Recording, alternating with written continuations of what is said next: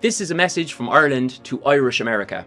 Many Americans are descended from the famine Irish, their ancestors emigrating during the Great Famine of 1845 to 1852, which resulted in 1 million deaths and as many as 2 million emigrating. But the word famine masks a tragic paradox, because this was not some unfortunate natural disaster. In the face of widespread starvation, large quantities of food were exported from this island to Britain, Ireland's colonial ruler at the time. At the height of the famine, food shipments were even accompanied by armed guards. For many, it was coffin ships to the US or a slow death at home.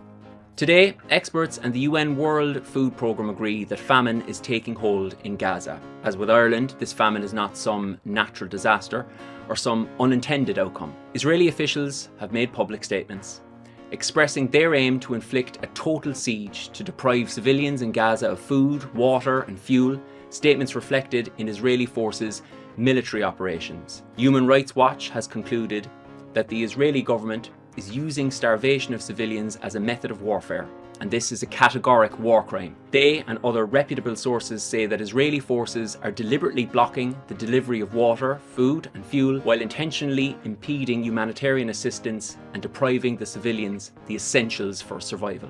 Vast areas of agricultural land, including orchards, greenhouses and farmland, have also been razed by Israeli forces. It is the fastest descent from relative food security to mass starvation ever recorded by UN agencies anywhere in the world. So let's be clear. This is 2024 and the famine in Gaza is an intentional war crime against a trapped population. Unlike the Irish, they don't even have the luxury of a coffin ship.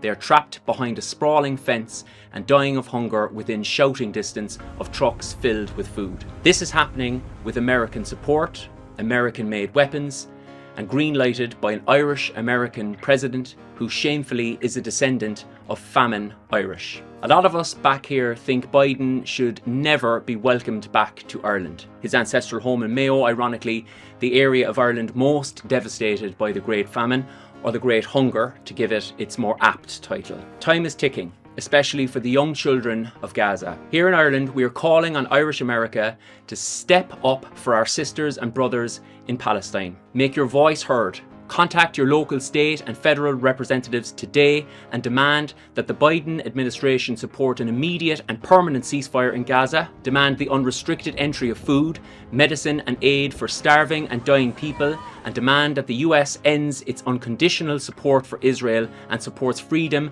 and justice for the Palestinian people. Because if you're Irish American and you're not standing up for Palestine right now, you may want to take another look at your history.